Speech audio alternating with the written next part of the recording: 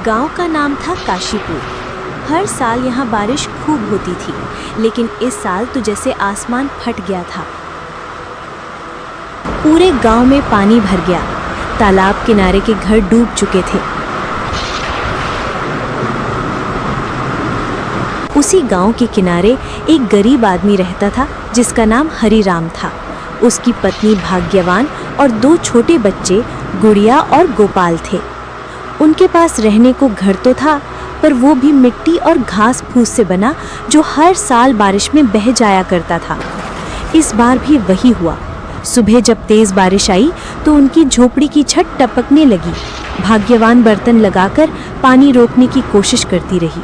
बच्चे कांपते रहे, लेकिन दोपहर होते होते झोपड़ी की दीवारें गलने लगी और घर में खाने को कुछ नहीं बचा था। सुनिए, कुछ पैसों का इंतजाम कीजिए। बच्चे भूख से रो रहे हैं। 2 दिन से सिर्फ चावल खाया है, अब वो भी खत्म हो गया। हरिराम चुपचाप दीवार की ओर देखने लगा। कुछ बोल नहीं पाया। उसकी पत्नी की आंखें भर आईं। उसने धीरे से कहा, पिछले महीने जब जमींदार ने आपको खेत के काम से निकाल दिया, तभी से घर में पैसे का नाम नहीं है। कम से कम किसी से मांग लाइए, मुझे बच्चों का चेहरा देखा नहीं जाता। हरिराम का दिल भीग गया। जमींदार ने सच में उसे सिर्फ इसलिए निकाल दिया था क्योंकि उस दिन बुखार के कारण वो खेत नहीं जा पाया था। तब से गांव के किसी आदमी ने उसे काम नहीं दिया। वो उठा और बाहर चल पड़ा। बारिश अब हल्की थी, लेकिन मिट्टी में पैर धंस रहे थे। वो गांव के चौराहे पर पहुंचा, जहां कुछ आदमी पेड़ के नीचे बैठे थे। भीगी मिट्टी, ठंडी हवा और भूख से हरिराम का शरीर कांप रहा था। भैया, घर में अब तो एक भी दाना नहीं बचा। बच्चे कल रात से भूखे बैठे हैं। उनकी हालत देखी नहीं जाती। भैया, आपसे हाथ जोड़कर विनती है, थोड़ा आटा, गेहूं, चावल जो भी हो उधार दे दीजिए। जैसे ही कहीं मजदूरी मिलेगी मैं पूरा चुका दूंगा। भैया, बच्चे भूख से बिल्कुल सुस्त पड़ गए हैं। मैं और कुछ नहीं मांग रहा, बस उनके पेट में 2 निवाले चले जाएं। भगवान के नाम पर दे दीजिए भैया। उधार ही सही, जैसे ही हाथ में पैसे आएंगे सबसे पहले आपका ही चुका दूंगा। पांव पड़ता हूं भैया। अरे हरिराम, तू हर हफ्ते यही रोना लेकर आ जाता है। सुन, हमारे पास खुद कुछ नहीं बचा इस बार। घर में आटा, चावल, दाल सब खत्म हो गया।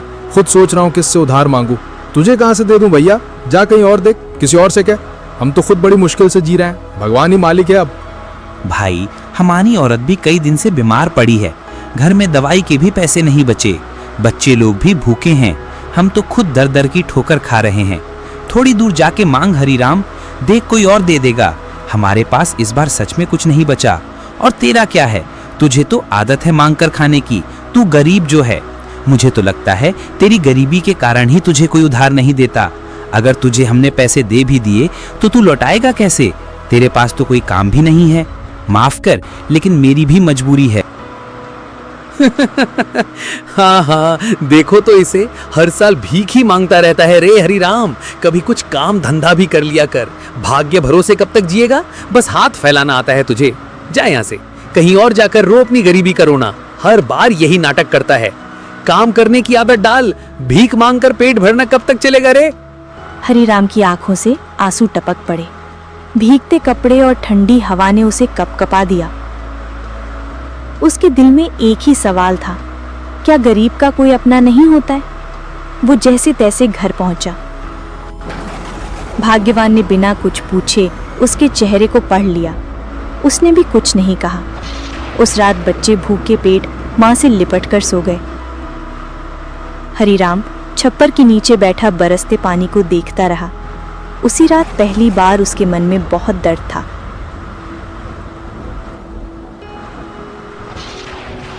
रात गहराती जा रही थी। आसमान में काले बादल गरज रहे थे। बिजली की चमक में हरिराम की झोपड़ी साफ दिखाई दे रही थी।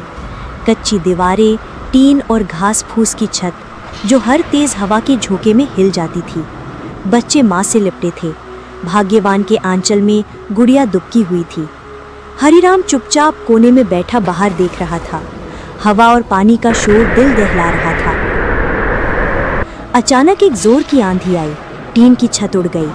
मिट्टी की दीवारें भीगकर गीली हो चुकी थीं।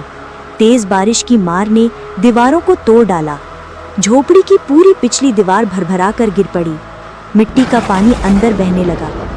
हरिराम ने जल्दी से सबको बाहर निकाला। बारिश इतनी तेज थी कि चारों तरफ सिर्फ सफेद धुंध और पानी दिखाई दे रहा था। वो सबको लेकर गांव के चौराहे की तरफ भागा। भैया सुनो ना भैया, घर का पूरा छप्पर गिर गया है। बच्चे लोग भीगते भीगते ठंड से थरथरा रहे हैं। उनका रोना सुनकर कलेजा फटा जा रहा है मेरा। बस आज की रात ही सही अपने घर के किसी कोने में पनाह दे दो, बरामदे में ही सही, जहां बारिश सीधी ना पड़े। मैं कुछ नहीं मांग रहा भैया, बस बच्चों को बचाने के लिए जगह दे दो। देखो तो एक बार कैसे कांप रहे हैं भूख और सर्दी से। भगवान के नाम पर दे दो भैया, तुम्हारे इस एहसान को जिंदगी भर नहीं भूलूंगा। हरिराम, हम भी किसी तरह जी रहे हैं। हमारे अपने घर में जगह नहीं है। तुम्हारे लिए कहाँ से करूं इंतजाम? जाओ कहीं और, यहाँ मत खड़े रहो। हर बार तुम्हारी मदद नहीं कर सकते। हरिराम ने कई लोगों से मदद मांगी, लेकिन किसी ने उसकी ओर नहीं देखा। आखिरकार उसने सबको लेकर चबूतरे के पास खड़े पुराने पीपल के पेड़ के नीचे बैठा दिया। पेड़ की मोटी डालों ने थोड़ी सी बारिश रोकी, पर पूरी तरह नहीं। ठंडी बूंदें लगातार उन पर गिर रही थीं। भाग्यवान चुपचाप बैठी रही। हवा इतनी तेज थी कि लगा मानो पेड़ उखड़ जाएगा। बच्चे ठंड से कांप रहे थे। पिताजी, अब हम कहाँ रहेंगे? हमारा घर तो टूट गया ना, सब गीला हो गया, मिट्टी भी गिर गई। पिताजी, हम अब कहाँ सोएंगे? मुझे बहुत ठंड लग रही है पिताजी। कोई हमें अपने घर में भी जगह नहीं दे रहा। ऐसा क्यों है पिताजी? हमने तो किसी का बुरा नहीं किया, फिर लोग हमारी मदद क्यों नहीं करते? पिताजी, क्या हम बहुत गरीब हैं इसीलिए? पिताजी, मुझे बहुत डर लग रहा है। हमें अब कौन बचाएगा? हरिराम के पास कोई जवाब नहीं था। उसकी आंखों से आंसू बह निकले, जो बारिश की बूंदों में मिल गए। वो सारी रात पेड़ के नीचे बैठा रहा। बरसात की बूंदें, ठंडी हवा, बच्चों का सिसकना और पत्नी की खामोशी, हर चीज जैसे उसके दिल पर चोट कर रही थी। उसने आसमान की तरफ देखा और मन ही मन कहा, हे भगवान, ये कैसी परीक्षा है? क्या गरीब के लिए जमीन पर जगह भी नहीं बची?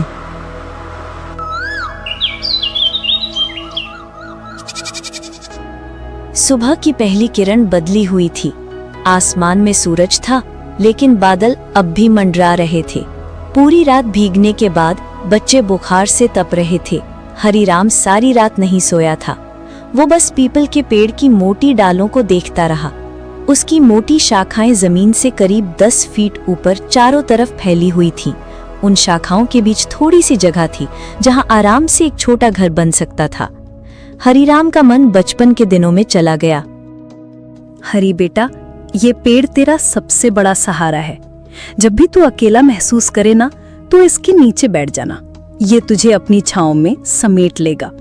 धरती चाहे जितनी भी डोले, आंधियां आए, तूफान आए, पर ये पेड़ तुझे कभी गिरने नहीं देगा। जब भी तुझे लगे कि दुनिया में कोई तेरा नहीं, तब भी ये पेड़ तेरे साथ खड़ा रहेगा। ये तुझे बचा लेगा, संभाल लेगा।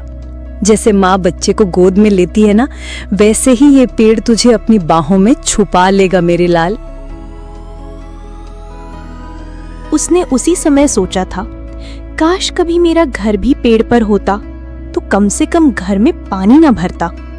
अगर जमीन ने जगह नहीं दी तो क्या हुआ? अब मैं आसमान में घर बनाऊंगा। ये पेड़ ही मेरा आसमान है। सुनो, मैंने सोच लिया है, मैं इस पेड़ पर ही हमारा घर बनाऊंगा। देखो तो इसकी कितनी मोटी मोटी डालें हैं, कितना मजबूत है ये, जैसे धरती में गहराई तक अपनी जड़ें जमाकर खड़ा है।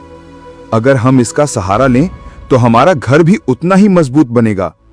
सोचो भाग्यवान, ऊपर अगर घर बन जाएगा तो बारिश का पानी भी घर में नहीं भरेगा, और बाढ़ आएगी तो भी हम सब बच जाएंगे, बच्चे भी सुरक्षित रहेंगे। ये पेड़ हमें बचा लेगा। मैं चाहता हूं हमारा घर ऐसा बने जो कभी ना टूटे, चाहे कितनी भी आंधी पानी क्यों ना आए।